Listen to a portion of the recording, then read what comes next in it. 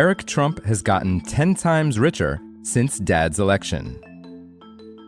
Eric Trump, who's been managing his father's business for 9 years now, does not own a stake in any of the real estate for which the Trump Organization is known. He did, however, inherit something even more valuable. Over the last year, Donald Trump has offered a masterclass in turning political fame into personal fortune. Eric has proven to be the best student and is now worth an estimated $400 million, more than any of his siblings. The biggest single chunk of his fortune is a stake in American Bitcoin, a company that mines and holds cryptocurrency. At the end of September, it had 3,418 Bitcoin on hand, worth about $320 million at today's prices. The market cap of American Bitcoin now sits at over $2 billion, valuing Eric's 7.3% stake at about $160 million.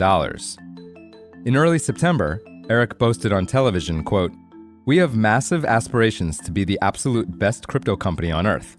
I think you know how hard we all charge. We're pretty known for that, and we're having a lot of fun doing this." It's difficult not to have fun when you're making millions of dollars, and American Bitcoin is hardly the only valuable venture on Eric's mind. His share of World Liberty Financial, which his father launched alongside his sons Eric, Donald Trump Jr., and Barron shortly before the election last year, has netted Eric an estimated $135 million.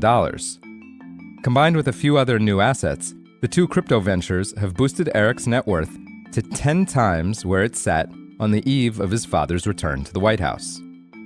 Reached for comment, Eric disputed the valuation but declined to explain why.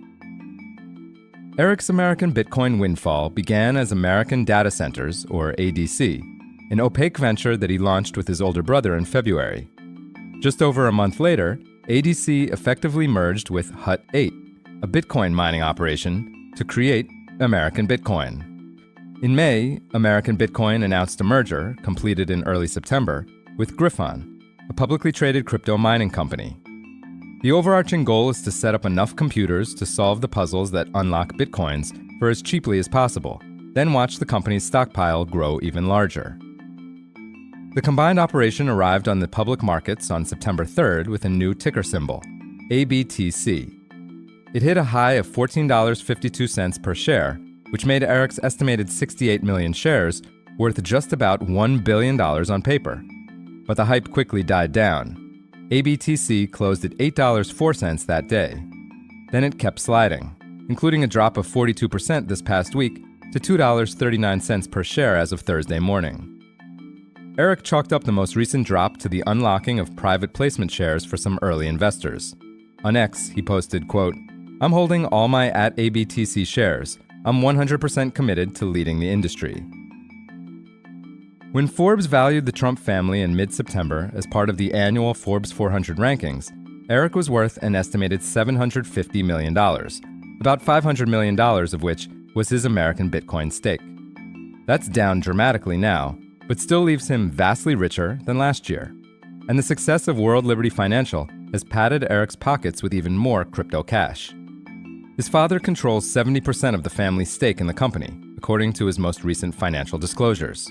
Assuming the remaining 30% is split between Eric, Don Jr., and Barron, all of whom are listed as co-founders, Forbes estimates that Eric would have received about $80 million in cash after taxes from sales of the coins, plus $36 million of his own tokens and $19 million of USD1, World Liberty's stablecoin business. It all combines to dwarf Eric's original source of income, his work for the Trump Organization, which he first joined in 2006. Before crypto swelled his coffers, Forbes estimated that he drew a nearly $3 million salary and accumulated over $30 million in liquid assets. With his father back on top of American politics, Eric has benefited from renewed foreign interest in deals with the Trump Organization. Last year, he hauled in an estimated $3.2 million from new licensing deals in Dubai, Saudi Arabia, and Vietnam. And his father's financial disclosures for this year will no doubt show plenty more flooded in, thanks to recently announced deals in Qatar, India, Romania, and the Maldives.